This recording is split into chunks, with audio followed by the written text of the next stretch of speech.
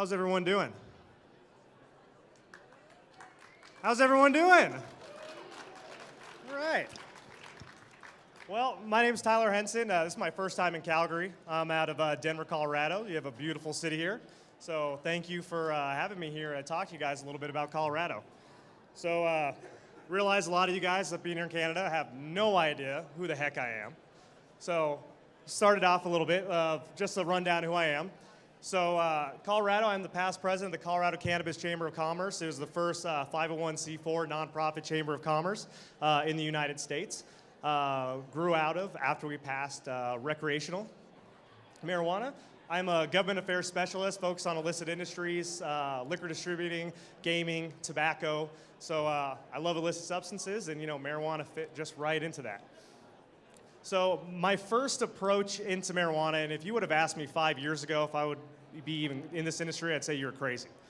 So really the first approach that I had was through the liquor industry. So as some of you guys may be aware, the liquor industry, especially the malt beverage, malt liquor, the beer, have been following cannabis legalization very closely.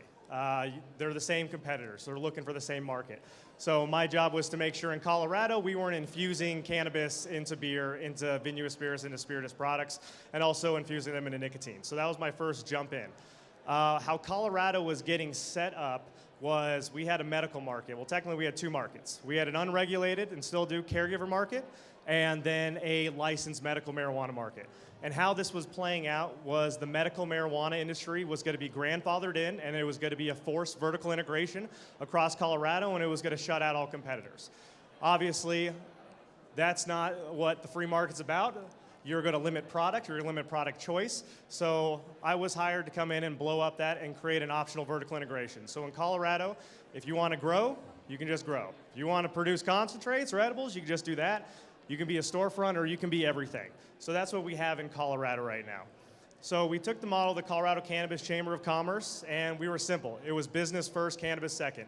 We were a constitutionally protected product. Alcohol is not even protected in our state constitution, and so we were going to make our voice heard. We were going to be at the table with legislators and elected officials. They were putting overburdensome rules and regulation that was costing business money, and we were done with that. We were done with the heavy-handed approach. We knew this was going to take off in Colorado. This was going to create jobs. This was going to bring in tax revenue. And so we needed to be on the same playing field as any other industry. There was no reason why in the state of Colorado our industry was more heavily regulated than the fracking industry. So that is where we start off on. I just want to give you guys just a quick brief history. You guys probably know this right here. So we passed Amendment 64, 2012. First state in the country, we beat Washington by 1 hour just because of the time difference. We won by a 55.32% of the vote. This was an off-year election, so even though that looks like a big number, we kind of just skated by the skin of our teeth. The people who ran Amendment 64 did a great job on the campaign that attracted people and brought them in. This map, this is Colorado, so the ones in green, this is the areas that voted for Amendment 64. Then outside, you're looking at the rural areas. They are the ones who voted against it. So we're going to look at Colorado from the beginning to present. I love this shot. I wish I did more. So the first day of legal sales, it was snowing like crazy in Colorado. You had lines out the door. People were just happy they could buy cannabis. They can go to a store. They didn't even smoke. They didn't do anything. You had people who said, I'm never even going to touch this product, but when is this going to happen ever again? So you had people waiting hours in line to get something that they were just going to throw away in the trash or smoke. But we did have some problems. So when we passed this, we had a mandate, January 1, 2014. Biggest problem? We didn't have any kind of seed to sale tracking. How do we grow this? It wasn't regulated. People needed to get product into the store. So you had people, pretty much the state kind of turned a blind eye to how people got their product to bring it in until they were able to develop a seed-to-sale tracking system, which is now administered by Franwell, to track these products. But we'll jump into that a little bit later. Just to give you an idea, since I know Calgary, the big deal is what this is going to do to this industry, the economy in Calgary. Now, a lot of people, I guess, call Calgary a mini Denver. I guess the way it looks, I think I heard it was like a 1.7 million population. Colorado, we're at about 2.7 million in Denver, close to 6 million for the entire state. It's a very rapidly growing. So our information is public, so I wanted to break it in. I know these numbers are a little hard to see. These are the breakdown of licensed businesses. So in Colorado, probably here, if you're going to work in the industry, you have to have a license. You have a business, you got to be licensed here. So in the side right here, we have 2014 total businesses here. You got medical, you got recreational for the businesses. So I want you to look at 2014. We had a grand total of 833 licenses, and if you could see the rest, total medical and retail licenses in 2007 total, and this is just mid-year. This isn't all for 2017. Of course, our Department of Revenue, just like any government agency, is always a little slow when they release their data, but 3,012 total medical and retail licenses in the state. Now, that doesn't mean there's that many storefronts. That just means from your license. So in Colorado, we have different tiers of licenses for cultivating. If you're a MIPS, which is a marijuana-infused product manufacturer, you have to have a license. And your different tier license, you have to have state licenses, you have to have local license. Everyone needs, in the government has to get their cut. Licensed employees. So one of the biggest things that was sold is people want to know, what is this going to do to your economy? Now, obviously, when I talk about Denver, trying to compare it to Calgary, I kind of look at that as apples to oranges. Your population's smaller, your culture's different, demographics might be different. So, but right now, if you look at Colorado and our totals, we have almost close to 35,000 people that are licensed. We have almost close to 35,000 people that are directly involved in the cannabis industry in Colorado. That's a good chunk of change. Colorado is growing rapidly. We have a younger generation coming in. You have people who are running these extraction companies, cultivations, and they're 28 years old. It's ridiculous, but it's awesome. And there's enough people going around. It's obviously caused some headaches in Colorado. Traffic, infrastructure is a problem. Housing prices, rents are going through the roof. They just can't build enough. Now, I wish I can say we can just say this is all related to cannabis. Colorado's growing pains are all from the industry, but Colorado is becoming just a mecca of all new industries, healthcare, tech, but also cannabis. And the industry itself wants to maintain itself as being the mecca of the cannabis industry, of cannabis technology. All right, so what did Colorado have to address? So this wasn't all roses, obviously. Being the first in the country, we had some pretty big issues we had to deal with. Like I said, we had product shortages at the beginning. So people were bringing product from illicit sources, the medical side, that since we are illegal at the federal level, we had to have a robust tracking system. We still do. So the feds don't come knocking on our doors and start shutting people down. So we have a seed to sale tracking system. And what is that? So just take this. You have a clone plant. Each plant has to have an RFID tag, radio frequency identifier device, attached to each single plant that allows the Department of Revenue, Marijuana Enforcement Division, the locals to go in and make sure that whatever your license says, how many plants that you have, that's how many plants are in your facility, and they can track that all the way from when it is a seed or a clone. No one really uses seeds anymore in Colorado, all the way until that product hits the shelf. And that makes sure that the product isn't getting diverted out of state, and then make sure that the licensed and regulated industry is staying on point. Limited selection of products. Obviously, when this came in, most of the time it was just flower. And unfortunately, you go to a dispensary, people were buying this from other sources, but if you went to any dispensary at the very beginning and you're like, hey, did you guys grow this yourself? Everyone's like, oh yeah, we grew this all of ourselves, it's all of our Primo product. Everyone has their Primo product. But that was one of the issues facing. Edible dosage. Now, this was big. Nobody really understood how big the edibles market was going to be in Colorado. So what we had was, on the medical side, we had edibles, but we didn't have any regulations or rules on dosage amounts. No one knew what they were doing. No one knew. You ask the Colorado Department of Public Health and Environment, they don't know what the proper dosage. So this took time. I have a funny story that when medical side, people really didn't know. They were just tricating these products with a certain amount. I had a former member of mine who had a product, I won't say their name, but it was about a 650 milligram edible the size of a Tootsie Roll. And so I was given one of these products, and I was kind of new to the cannabis industry, and I was like, okay, and I popped this in my mouth and chew it while he had his back to me, and then he says, just make sure you scrape it on your teeth, and that's it. And of course, my night was set after that. But that was a big issue. Was if we're going to allow this recreational, we could have people from out of the state coming in. There wasn't enough education at the time of how people are going to consume these products. And also at the very advent of this, People were using butane extracted. CO2 really wasn't there. Some people were doing butter extracted, but nobody really knew the proper amount or dosage or how to do this. So we had folks who were coming in from out of state, and many of you probably saw this on the news. People would come in, they'd buy an edible, they'd eat it, and they'd get upset because it didn't kick in right away. It's like when you're smoking a joint. And so people would eat another one, or then they'd have a couple beers. And then after about an hour and a half, 2 hours later, then they're laying on the floor, in the fetal position crying, and you got people calling emergency services and then refusing to tell their doctor, that they're stoned because they think they're gonna go to jail. So that became a big problem.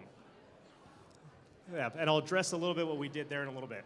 So we had a big task to do here in Colorado, and when we first legalized, the government, just like anyone, came in heavy-handed. And the industry, I want to stick some blame on some of them from the beginning because they didn't really understand that they were constitutionally protected.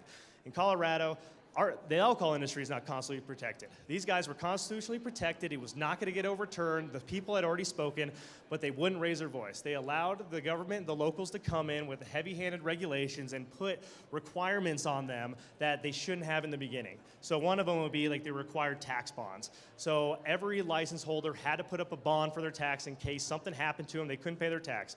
Everybody was paying their taxes. Even though it was federally illegal, they were giving the feds money, the feds were getting that, and the state was getting their money. So we had to get rid of that. So we repealed the tax bond requirement that everyone had to do. Pesticide usage. This was huge. This almost tanked the entire industry in Colorado. So in the United States, all pesticide usage is regulated by the Environmental Protection Agency. Any pesticide that you buy on their label has the exact uses that you could use for the pesticides. Well, cannabis is federally illegal. Cannabis is not on any pesticide label. And if you're going to get it on there, you have to get a federal exemption from the EPA. The EPA is not going to give you a federal exemption. So now Colorado has to go, all right, we're going to create a list of pesticides that are allowed in this industry. People are growing. They're buying stuff from Home Depot, Lowe's, growing their product. They're using commercially grade pesticides. Well, if you think of the life cycle of the plant, well, you got 3.5 months for cultivation. Well, you start using one pesticide at the very beginning. Well, then the Department of Agriculture comes in 5 months later and says, you know what, that pesticide's illegal. Well, you've already harvested a crop with this. It gets sent off for testing. Testing comes back, you got this banned pesticide. Well, guess what? Now you got Marijuana Enforcement Division, the regulators knocking on your door and hitting you with a $25,000 fine.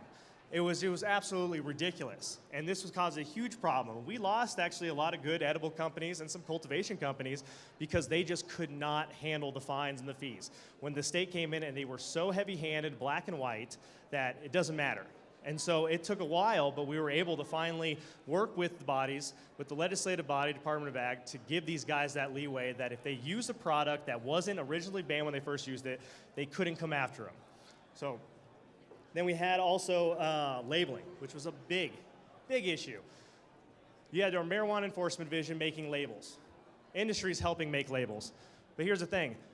Nobody knew how to interpret the labels because everybody was a compliance expert in the store. So you would have a cultivation company who'd send a product. They said it passed all the labeling requirements. The retail store says, you're missing something. I'm not going to accept it. And so even the enforcement officers, you would ask them about it. He's like, we can't give you legal advice. You got to figure it out yourself.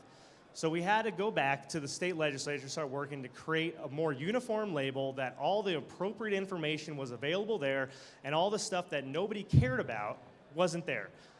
The main point of the labeling was to ensure people knew what they were consuming. The ingredients that were in this product, the basic warning labels, keep out of reach of children, women who are pregnant or breastfeeding shouldn't consume this product, do not operate with heavy machinery. That is what people need to see. When you have a label that looks like a giant, you need a magnifying glass and it pops out like an accordion, it doesn't make anybody safer. And so that's something also that the regulators you have to address, is to make these things as efficient as possible, they get their point across, and people know what they're consuming in these products. So this title's a little misleading just because in Colorado our titles for our legislation are single subject. The bill can change completely, but the title stays the same. So these are some things when we're working at the Colorado Cannabis Chamber of Commerce under my watch that we had to do, that we had to address. So I put this one at the top of the list because this was one of the last things I did for the organization. So You're going to get this here in Calgary, in Canada, that are probably here. You have anti-cannabis groups. They don't like your product. They equate it. It's pretty much the same as heroin. Kids are going to be dying in the street. The sky's going to fall. It's going to be madness on earth. So we have a group, a national group called Project SAM. All their local affiliates are called SMART. They try to put themselves up. These are the soccer moms. These are the suburban soccer moms that are just trying to protect their kids. Edibles are taking off. Now, edibles at a time are kind of unregulated. We're kind of in uncharted waters. You got Sour Patch Kids that are infused with pot. You got gummy bears, gummy worms. These were the products that the anti-cannabis people used to push their message that you are marketing and targeting children. That is not good for the industry. Even though we can provide them the data that shows from, like in the US, the National Confectionery Council, that these are adults consuming these products, you're not gonna win that PR battle. They put them out. Halloween time comes, billboards up. You got gummy bears on one side, another set of gummy bears. Can you tell the edibles apart? Which one's not infused, which one's infused? So legislation came up to ban edibles in the shapes of animals, humans, and fruits. Now, okay, shapes of animals, humans, and fruits, you're like, all right, no gummy bears, no Sour Patch Kids, we're not gonna have stuff looking like cherries. You think, okay, I could live with that. As the industry, you can't just leave something as that. You have to fully engage with the legislature. When they said, you can't have something shaped like fruits, do you know how many fruits there are out in the world? Anybody? About 475. Well, so guess what? You got a fruit that is, you got a circle, color it orange. That's a nectarine, tangerine, that's a clementine, that's a cutie, it's all these. So they had an underhanded attempt to completely eliminate the edibles market in Colorado. This was supported by the governor, and this was supported under a Democrat-controlled legislature that was pushed by a Denver Democrat, pushing this legislation. We worked with the sponsor of the legislator to amend this bill that prohibited human shapes, Sour Patch Kids, commercially manufactured products, so you couldn't buy your products straight from China and just spray them with an oil. But we excluded that they were not allowed to prohibit was fruit flavorings or geometric shapes. So that allowed for the majority of all these products that already exist to stay on the shelves and keep going. Now, of course, yeah, did we lose some gummy worms? We lost gummy worms. That's fine. But you know what? They just came out with the red-colored stick. Kept moving on. Residency requirements was big. When we first started this, you had to be a resident of Colorado for 2 years to get a license. This was ridiculous. We can't access banking. We're not like Canada up here. You guys are progressive. Your banks, you guys get access to banks. We pretty much, at the very beginning, you had to go through loan sharks. That's pretty much what it was. And what we did, we got rid of residency requirements. So as long as you were a U.S. citizen, you can own a cannabis business. And I'm very happy to say what we're working on right now in Colorado is a piece of legislation that will allow cannabis businesses to be owned by publicly traded companies. This is something that we saw what Canada was doing, and so we have good name brand recognition of brands from cultivators to edibles, concentrate makers, and of course, we're not going to be able to go on the U.S. stock exchange. Where do you think everyone's going to go?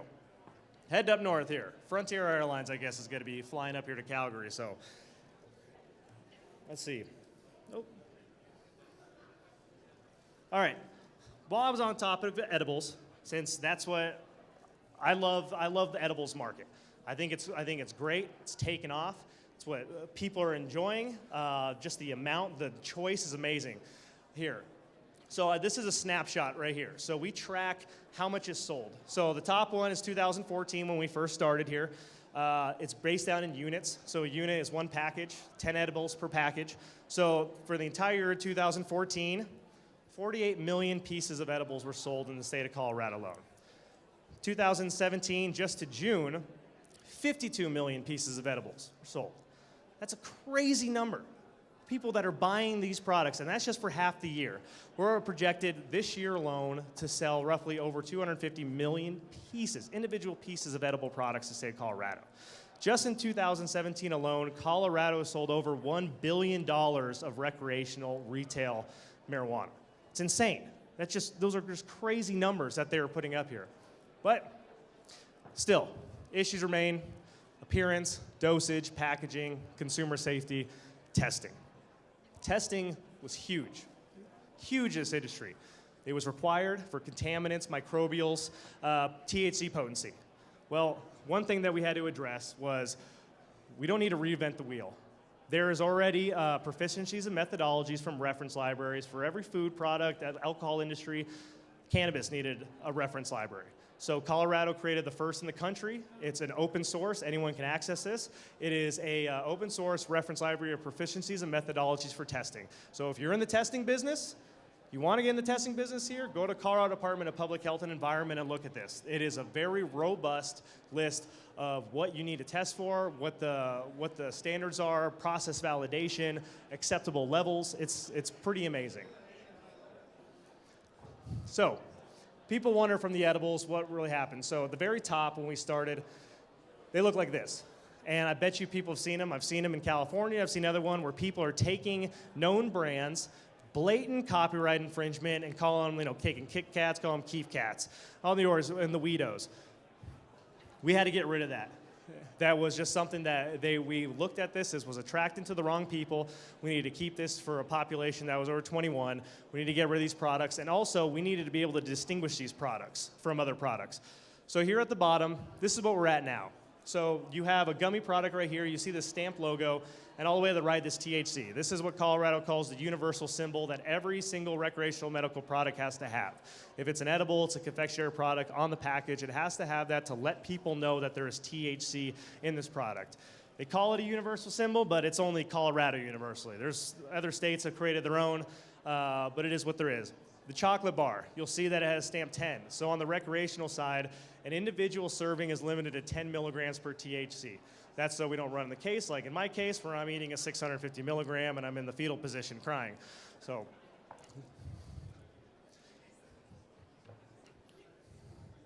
all right, concentrates, distillates, and edibles, I call them, they're the new cash cow.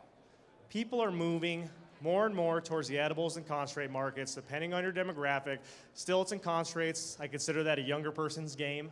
They just like to get high fast.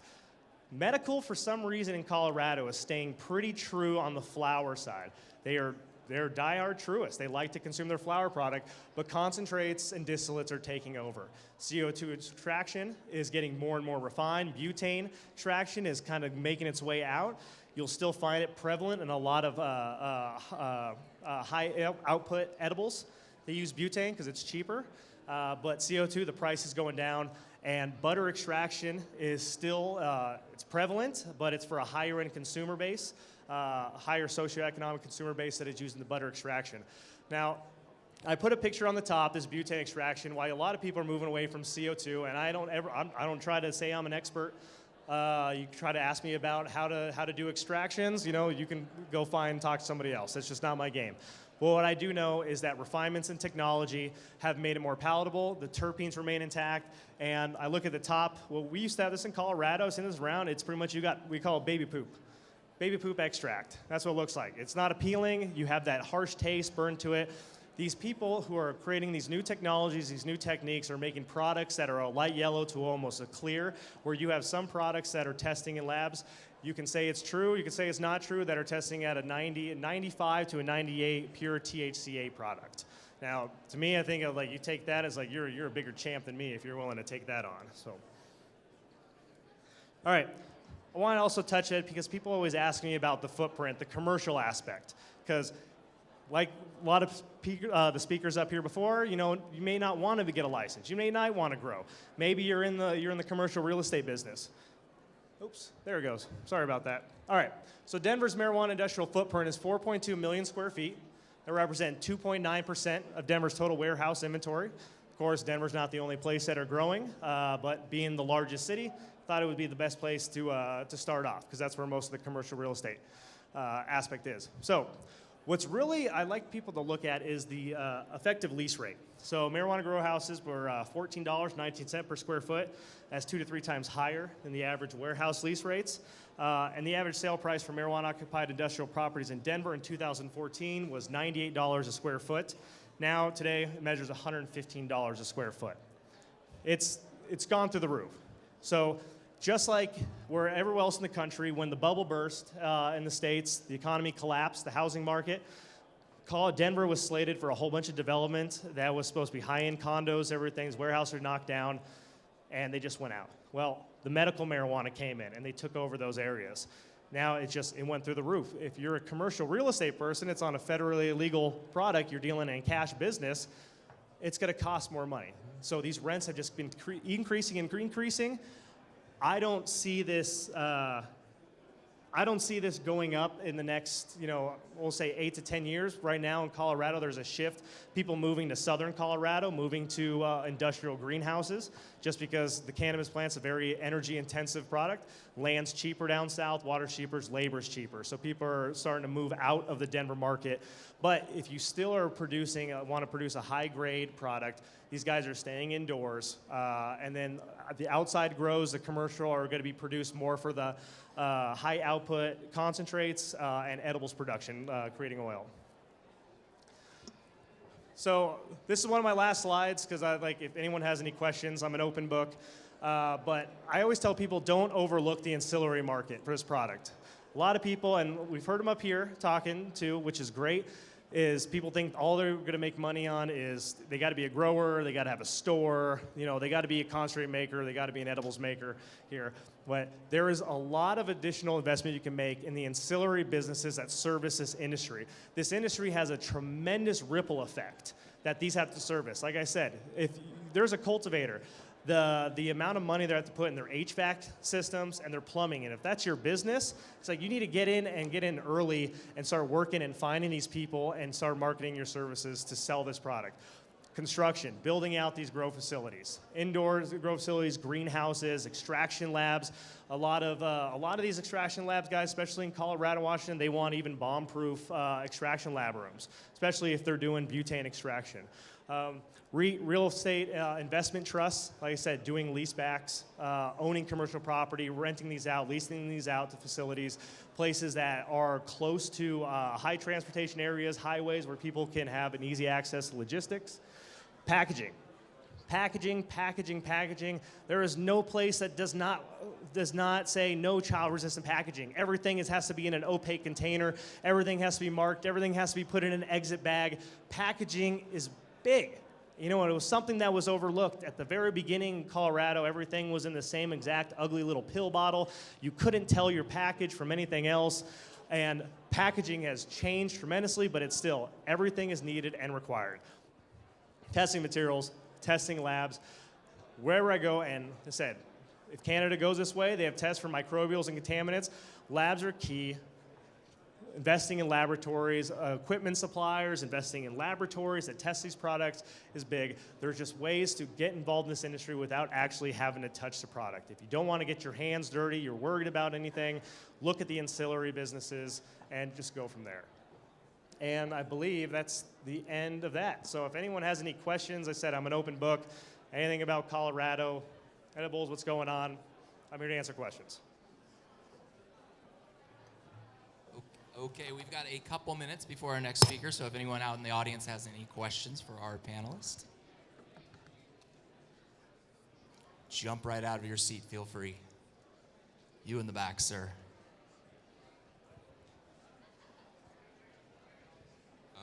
Hi there. Do you have any information on the average market share? Sorry, can you hear me? Do you have any information on the average market share that a dispensary can get in Colorado or has right now, and in comparison to 6 years ago? So are there 100 stores and they're making $100 million? And do you have any of that kind of stuff? So one thing that makes the United States different is obviously we're federally illegal. Can't access the banking system. But that doesn't mean the feds don't get their tax money. It's illegal, but they want their money. And lo and behold, they get their money. And our guys are paying roughly 4 times more than they should. One thing that is horrible, and I hope when there's a big push by California and their congressional body, their delegation, to address the 280E issue. 280 is huge. So in the United States, 280 is your business tax deductions that you can deduct your business, your business expenses. You can't do that, vice holders. You can just imagine that. You own a business and you can't deduct your business expenses. These guys are paying on their profit. They're paying almost 75% of their profits going to state and federal taxes. It's insane.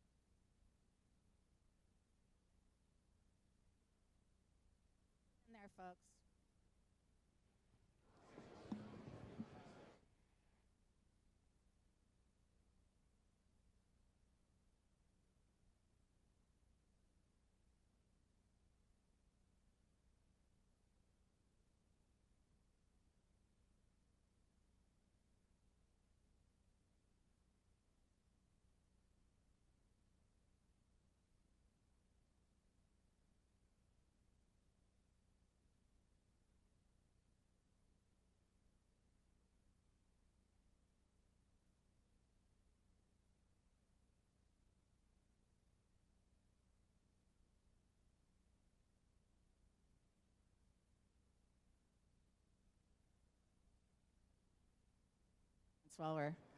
I'll start tap dancing here now. They didn't see the video on there. One of the things that I want to do, we were talking about earlier, because I see some of you stayed from the last session, and thank you so very much for doing this. I want to share with you kind of my journey as I came into this business. And remember when I started the last conversation by saying, this is like a real life boardwalk empire. When I first got into this industry in 1992, I got shot at. I had people throw things at me because the prohibitionists, they all thought that I was just trying to get all their kids high and hooked on drugs. And I tell them, no, it was the opioid doctors that overprescribed when your 12-year-old got their wisdom teeth taken out. So I've been on the front lines for a long, long time.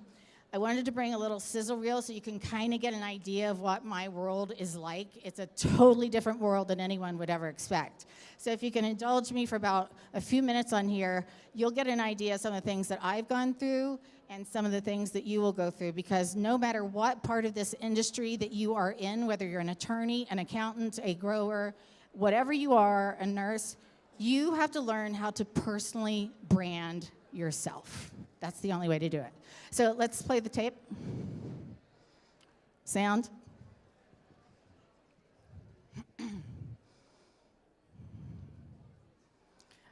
Okay, we'll have to wait for sound. If this doesn't work, I'm going to be really disappointed.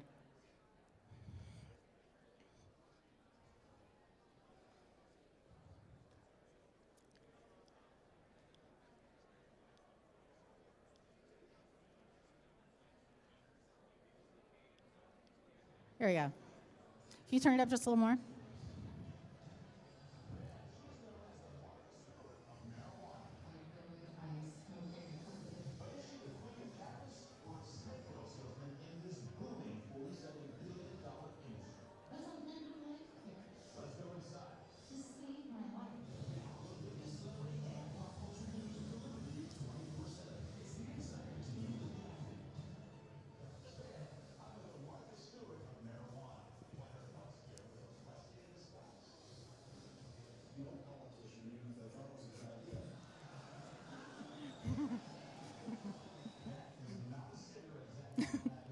It's not a cigarette.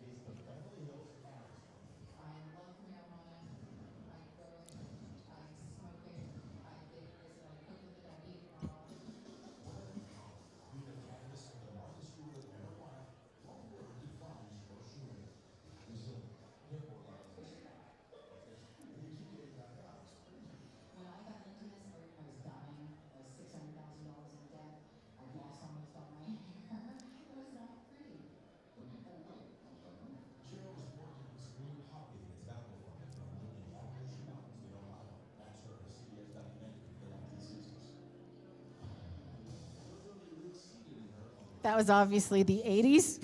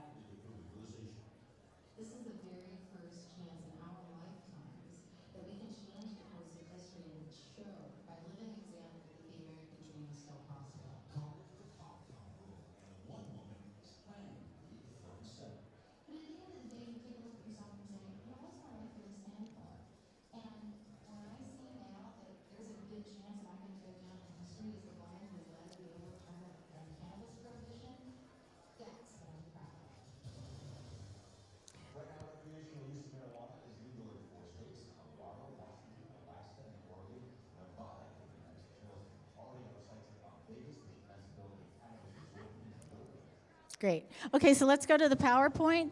So I wanted you guys to kind of get an idea of what it's like. The industry in and of itself, no matter what market you're in, whether it's Israel, Canada, the US, et cetera, most people have lived a secret life of their cannabis consumption.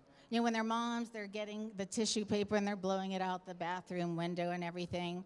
And when I had my experience personally with cannabis and it saved my life, I mean, that's when you have a come to God meeting. And it's like, you know what? I couldn't understand because I'm not a doctor. I am not a scientist. I am a patient. I am a businesswoman, and I'm an investor. Those are the things that I'm good at. But I knew that something was happening to my body, and I knew that I was getting better. But I couldn't explain it. And you know what? Because there are no clinical trials, I couldn't prove it. So I had to deal with all of these people. First, the prohibitionists that were like, that woman, that Beverly Hills woman, all she wants to do is turn all our kids into drug addicts. Bullshit.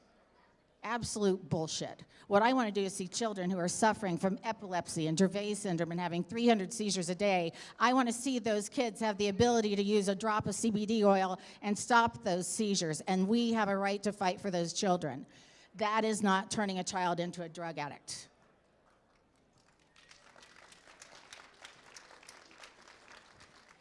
I will tell you, in the times that I've been shot at, literally, those were mostly from what we call guerrilla growers, black market growers, because I was out there, you know, mom of 2 beautiful girls, good business out there saying, we've got to legalize this. We have to figure out a way to regulate it, to make sure it's clean so that we know what we're getting. If you had to go to the streets, you don't know what you're getting. Your drug dealer on the street doesn't test the product. So if you want to have a good experience, you have to go the right route. And to me, it's like once I came out of the closet, there was no going back.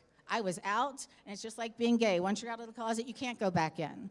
So what I decided is I sat my girls down, and I looked at this because with my work, I do a lot of work in television. I'm a regular on CNN, CNBC, Fox Business News, all about cannabis. Same thing with Investor Intel up here. I do a lot of work with them with cannabis. And when I was looking at the plant itself and the history of it, I was like, hey, it's a cute little plant. It's a female plant. It's really adorable, actually, when you look at it. And any of you guys who have grown, I know you're out there playing Pink Floyd music to your plants. They respond better, right? But the way I looked at it was, this is a rebranding campaign. Cannabis was a great little plant. It just got a bad reputation by some really, really rich old white men who, William Randolph Hearst, he wanted to keep his forestry for paper.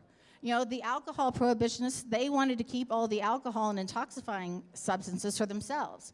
So what they did is they took it out of the pharmacopoeia, where it had been in there for years and years and years and was prescribed for more ailments than all of the pharmaceutical drugs combined. So I look at this, and I'm like, it's a rebranding campaign. All we have to do is put a new face on it. Instead of that stigma, that negative stereotype that everyone associates with it, whether they call it the Cheech and Chong syndrome or the stoner syndrome or whatever it is, it's really about rebranding. And so I sat my girls down and I said, I'm going to come out of the closet in a very big way. I'm going to use the celebrity connections that I have because I know that almost every single celebrity in Hollywood loves cannabis, and shocking, they're not all medical marijuana users, I know. But let's face it, cannabis is a wellness tool. It makes us feel better, no matter what. If you're having a bad day and you use your vaporizer or vape pen, it makes you feel better, and we should be able to do that. So in doing this, I basically started calling my friends. And when I got through my cancer treatment and everything, I think I told you, I called my best friend, she's a casting director, and I told her, I said, I survived, I started a pot farm, and I'm gonna change the world. And she's like, you're high right now, right? And of course I was. No, but anyway, let's go to the next slide. That was the cover of Adweek. And I'm very proud of that because that was the 10-year anniversary of Adweek, and they were honoring 3 people in America, specifically women, who had built the most powerful brands. It was Kris Jenner, Arianna Huffington, and little old Cheryl Schumann from Appalachia. And I was like, are you sure you want me? I mean, I'm a pot person. And they're like, that's exactly why we want you. So it was important because the Adweek cover started to legitimize the plant. And then I called my old friend Katie Couric. Katie and I used to work on the Today Show together. And I told her my personal story, and if you know Katie, you'll know that she lost her husband to colon cancer, and she's very, very active in the community. And when I called Katie and I said, you're not gonna believe this, because I'm one of those people, I don't really drink. I've never had a cigarette. I'll occasionally, I tasted scotch for the first time the other day. I was like, wow. It was like, kerosene. But I tried it, And so I called Katie and I said, you aren't going to believe this story. And I said, I had cancer. I started using cannabis, and it saved my life. She said, what the hell is cannabis? Didn't even know what it was. I said, marijuana. She goes, you? Marijuana? That's crazy. And so I told her the story, and the little blonde there to the right, that's my daughter, Amy. I call her my mini-me. That young lady stood by me at every single point during my treatment. She took time off from college, and we decided to do this together, that not every cannabis consumer looks like Cheech and Chong. And I wanted my children, no matter when I died, if I made it through the March 19th deadline that they said I'd be dead by, I wanted my kids to be proud of me. Sounds like a simple thing, but I really wanted them to be proud of me. And for me, I'm 58 now. This is a legacy project for me. This will be the last thing that I do in my lifetime. And when I say that I literally want to change the world, that's not a grandiose goal. I want to see people have jobs that they desperately need. I want to see these cities that have infrastructure problems. And I want to see people of color who've been jailed at a rate of 10 times higher than rich white people. They need to be let out of prison, and they need to be able to get jobs like everybody else and have a life. So Katie and I talked, we did this great segment, and that's when I first met Dr. Sanjay Gupta. Next slide. Next. Okay, we'll flip through that. We'll have to go through the next one. Okay, so then, I was very fortunate in that everybody loved my story. I was a little hillbilly kid. I grew up without running water, electricity until I was 14 years old, and I worked on the tobacco farm, so I'm really good at growing things, and that's how I paid my way through private school. And so then I started reaching out to all of the people who had covered my story, because they called me the real Beverly Hillbilly, and I really was. I was like a real Beverly Hillbilly. I looked exactly like the Beverly Hillbilly TV show with the big hair and the whole 9 yards. But I started talking to my friends at Forbes, at Wall Street Journal, and showing them the research that I had found in Israel and explaining that to them, the difference in what cannabis really was, So we started educating them. So Forbes, Marijuana Venture, next slide, please. We'll go through these really quick. Okay, Growing Green Gold. This was the game changer. How many people know who Dr. Raphael Mechoulam is? Okay. This is a man you should write down. You should research him. Without Dr. Raphael Mechoulam at the University of Jerusalem, we would not have legal cannabis anywhere. He is the scientist that back in the 1960s discovered the different chemical breakdown components of the plant and what they do, and he did it under the supervision of a pharmaceutical company, so it's real, folks. And he's known it all along since the 60s, and when I needed help, I basically sent out an SOS call on my video diary on YouTube. And Dr. Raphael Mechoulam, I'm there in his lab, sent for me. He saved my life. And he introduced me to the Tikkun Olam group. That's their gardens. Those are the medicinal marijuana gardens in Israel. And just so you understand, Israel was ground zero at that point. They were the only ones that could grow legally, that the government not only supported, but the government is the one that actually sells the product there. Next slide, please. Okay, in the United States, we're moving at warp speed. You guys know this. I mean, it's been going fast, fast, fast, fast, fast, until President Trump came in and Jeff Sessions rescinded the Cole memo. Now we have zero protection. So all of those people who put their life savings into their businesses, they are at risk right now of losing everything. And that's why you, who live here in Canada, have the opportunity of a lifetime, because you don't have to deal with any of that. Your great Prime Minister, who's super cute, Justin Trudeau, I think he's a hero, because he is paving the way for you guys to lead and dominate on an international scale. And he supports women, and he supports this plant. Next. Okay, next. That's just the gardens. You don't need to see that. Okay, so one of the things that we did is this rebranding campaign. And this was one of my favorite appearances, because it was Stuart Varney. And when you're in the studio room, you can only hear through the IFB. And you have to, they're going to cut to you, so you're like, right, I know you're coming to me and everything. And so he puts me on, and, Fox is not really friendly to cannabis people.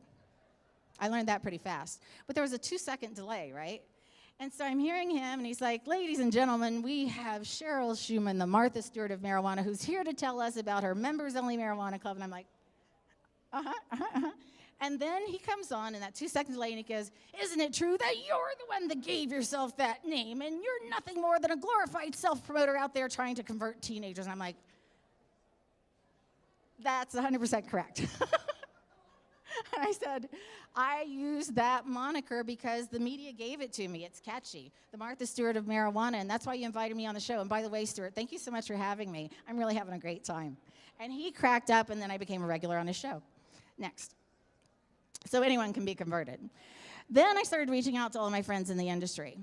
In your industry, what you're going to have to focus on are key opinion leaders, influencers, whether they be social media, politicians, or doctors, or scientists, or whatever. And I started reaching out to every single one of them. That's Bill Maher at the top, Joe Rogan, Danny Glover. I knew they all smoke pot, and I'm like, we have to start a movement. We have the opportunity to change this, and people, all they have to do is tell the truth, so people stop going to jail. Next slide. Then Melissa Etheridge, she got in on the game. She now has her own brand of products, which is a cannabis-infused wine. Next.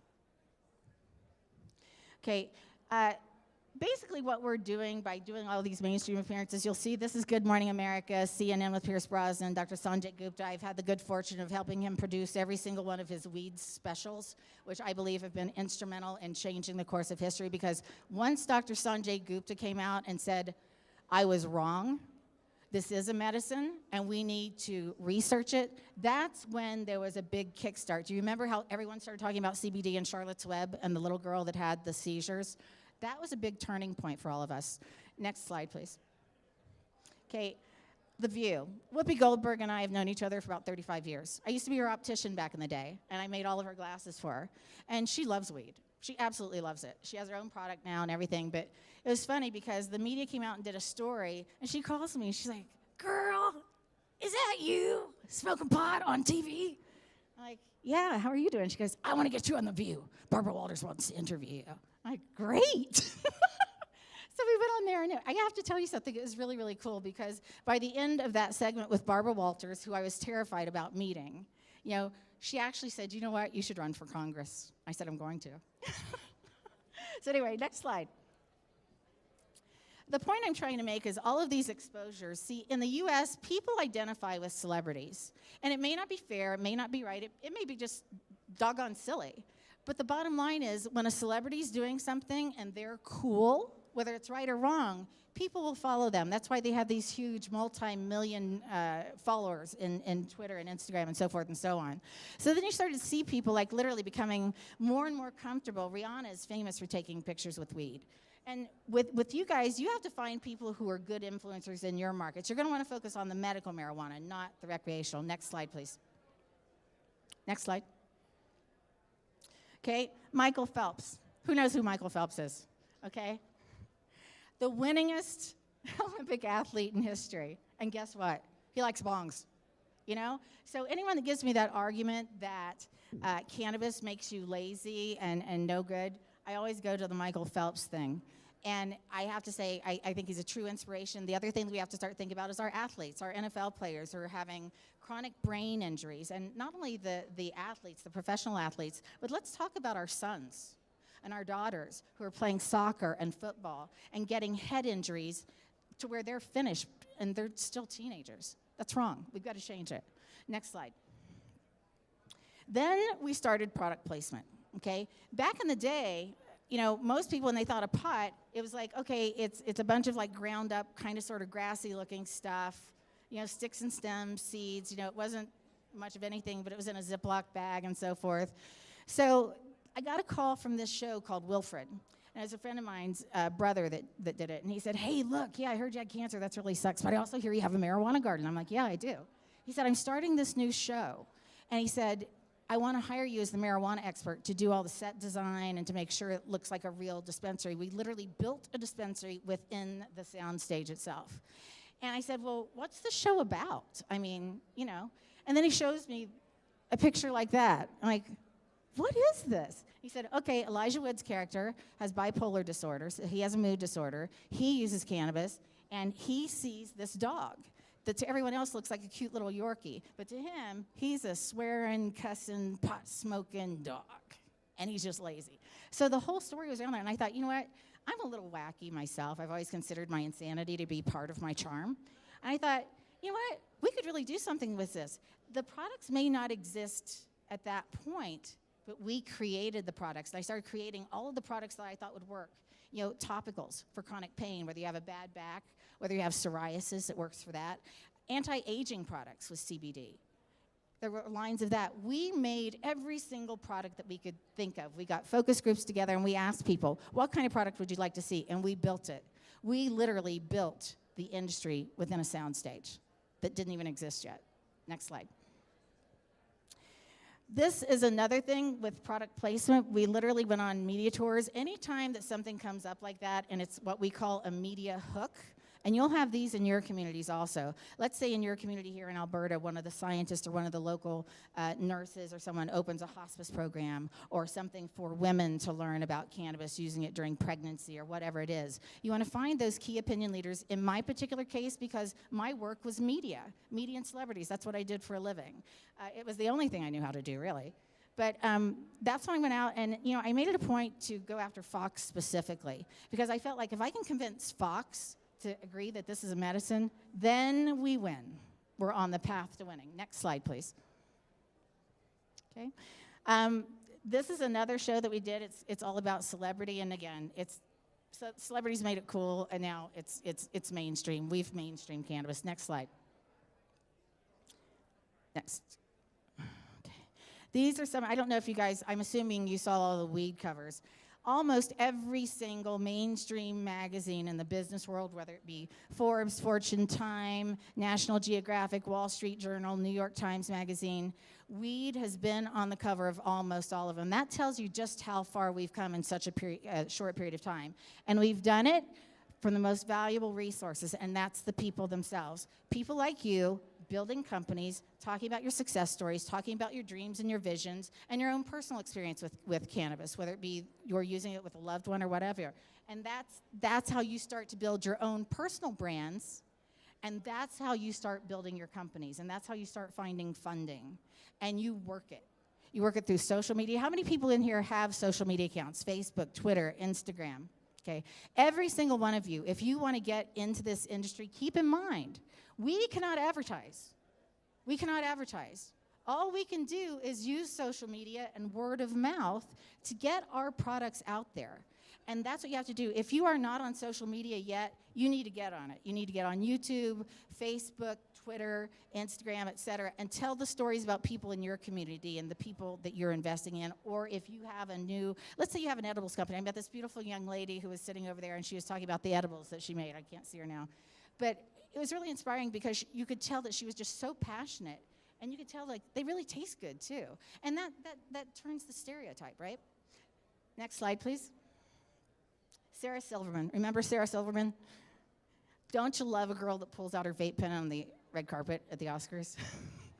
Vape pen sales went through the roof. I just love her for doing that. Next slide, please. Okay.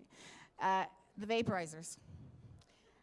The Oscars are part of my favorite time of the year. Why? Because we get to put the goodie bags together backstage for all the celebrities, you know, and we actually get paid to do it. So I designed these vape pens. They were 14 karat gold with pave diamonds, emeralds, and rubies. And we had them there, and it was like literally the talk of the town. And it was outrageously successful. So more media, more exposure, more exposure, more exposure.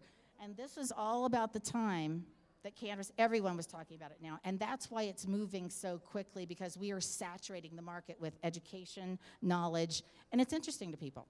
Next slide, please. More stories about all the celebrities going into the cannabis industry. All of the celebrities I started working with 10 years ago, it's like everybody wants in. I get calls every single day from people like, I want in. What do? I just want to attach my name to a product that I believe in. And that's how the USA has gotten to it. Your path is going to be a little bit different. Next slide, please. Willie Nelson. Who doesn't love some Willie Nelson? Of course, we all knew he was a cannabis consumer, and his product is actually very good. This also gives you some different ideas as far as packaging. You know, would you expect your drug dealer, quote unquote, to have beautiful packaging that looks like it comes from the Whole Foods Corporation? I mean, it's beautiful. Next slide, please. Peter Thiel. How many people know who Peter Thiel is? Okay. Peter Thiel was the investor from the Silicon Valley that changed the course of history as far as the cannabis investing world. Peter Thiel is the man behind PayPal, and we kind of lovingly call him the PayPal Mafia because he started that group with a bunch of kids up in Silicon Valley, and he's a multi-billionaire. Peter Thiel put close to $80 million into the very first investment hedge fund in the sector. Peter Thiel has so far built the most successful companies in the United States. That's very important. In the investor world, one of the things about cannabis is it's very much a Me Too philosophy. A lot of people don't have the guts to go out there and do it first, but if somebody else does it, like a Peter Thiel, everyone's like, if Peter Thiel is investing, then this cannabis stuff must be real. I mean, he's a smart man, he's a billionaire. This changed everything. Next slide. They acquired the Marley brand. It was one of the biggest brands available at that time. Next. Marley, PayPal founder, first big investor. He also invested in the fund with the guys from Yale. And they've been investing very, very heavily in technology. When the last gentleman was up here and was talking about why didn't someone think about home delivery for pot, that's what they did. We came up with a technology called Ease. It was basically Uber. I'm sure you've all heard of Uber, right? It was Uber for pot. Now they're worth billions of dollars. Next slide. Tommy Chong. I'm just going to go through real quick. These are the celebrities that all have current celebrity brands and that are really killing it in the market. Next slide. Bethany Frankel. Bethany Frankel started a skinny girl line of cannabis that literally does not give you the munchies and helps you lose weight. Next. That's me. Next. Kelly Clarkson. Kelly Clarkson has her own brand of cannabis, and she's getting very heavily involved in the market for not only people her age, but for kids. Next slide, please. Chelsea Handler. Who doesn't love Chelsea Handler? I mean, she's amazing. One of the things that I really love about the cannabis industry, and one of the things that I find most valuable when I'm investing in something, again, it's the people. And I love the fact that she lives such an authentic life. Do you have any idea how valuable it is to lead an authentic life where you don't have to hide your lifestyle? You don't have to worry about what people think because you know what? You're your own person. You're a badass bitch, and you're going to teach the world that this is how we do it, and this is how we change the world. Pardon my French. I got a little bit of a potty mouth. Next slide. Oh, and Chelsea just started her own line of products, too. She just hired a whole bunch of growers. Jane Fonda. Who would have ever thought that Jane Fonda smokes cannabis, and at 77 years old? Next slide. Bill Maher. We know him, right? Next. Wiz Khalifa has his own brand, obviously, which caters to a totally different market. He caters more to the urban market, the blunt market that mixes tobacco and cannabis. Next, Tommy Chong. He has I think he has about 120 different products now that he licenses. Next, Kevin Clark. He actually just had a heart attack. I guess he stopped using cannabis, but he has his own line of products, and he also started his own line of dispensaries as well. Next slide. Who doesn't love Snoop Dogg? Snoop Dogg has a media company. It's called Mary Jane. It specializes in cannabis media, so all of the latest news in the cannabis world, from the companies to the people and the patient stories, and it's actually quite good. They have a couple of shows that are video demonstrations also, like cooking with cannabis and how to make tinctures and how to do that sort of thing. Next slide, please. What's the next big thing? One of the things that we're working on right now is First Nations groups. I'm part Cherokee. I'm very proud of my Native American ancestry. And the way history is passed down in my family, my great-great-grandmother was left behind in what they called the Trail of Tears. And that's when the Cherokees were forced off of their homelands and shuffled out to federal territory out in the middle of nowhere. And a lot of them died off.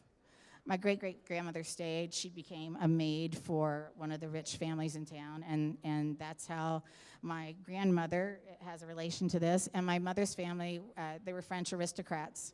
So I'd like to think that I have the best opportunity to show what life is like from two totally different worlds. But what's happening on Native American reservations is, keep in mind, they don't have to follow the rules of everybody else. Anybody know why? They're sovereign. They are sovereign. That means they have their own laws, their own structure, and they can do whatever they want without the federal government or the provinces getting involved, unless obviously they're trafficking or doing something illegal. As long as they're within the state which encloses their reservation or band, they're safe. And you know what? It's about time. Because my personal opinion is, I think Native Americans have gotten shafted. And I think the government did it to them. And it's wrong, and it's time to give back to those communities to help them rebuild their families and jobs. Next. These are some of the people that I work with, some of the tribal elders. I am a trained medicine woman as well, learning a lot with natural homeopathic-based medicine and a lot of Indian medicine, which most people don't even practice anymore because they don't speak the language. There are several tribes and bands that still speak their own language, which I think is really cool. I love learning from elders. There's something about America I think is really odd is we don't cherish our old people and our grandparents. You know, in other cultures, they're moved into the house and they're taken care of with love and compassion until the end. They aren't shipped off to nursing homes. And I love learning from all of these people and all of the things that they have learned in their history because you know what? They are the Americans. We are the immigrants. Next slide. What's next? You'll see in this picture, we have a $600 million funding facility right now. I have the good fortune because I do so much television. It's not that I'm that smart or that spectacular. It's like I really believe in what I'm doing. And I'm on a mission. This is a very personal thing to me. It's a legacy project. I want to see cannabis completely legalized and no longer in prohibition during my lifetime. I am 58 years old. I just had another surgery, and they took out 70% of my liver, and I'm still here. So I'm not going anywhere. Cancer. We still need to do a lot of cancer research. They are finding that there are different cannabinoids. Oh, I got to wrap it up. Anyway, this is the last slide. They're finding that there are different cannabinoids that heal all different kinds of cancers. It's not a one drug does it all. And with that, I'm going to say thank you so much for hearing my story. Create your own stories, build your own personal brands, get out there and network. And before you leave this room, make sure you get everyone's phone number and business card. Thank you so much for allowing me to speak.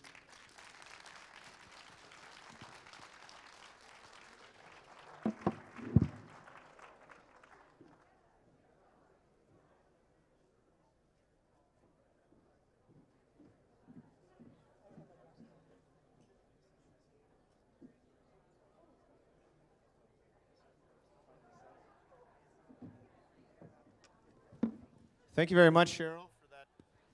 Hello. Thank you very much, Cheryl, for that talk. A round of applause for Cheryl, for those of you that enjoyed the talk. Hope you all enjoyed the show. Please feel free to provide feedback to any of us that were involved in, at the front there. And we'd like to thank you for coming out and supporting the show. Thank you.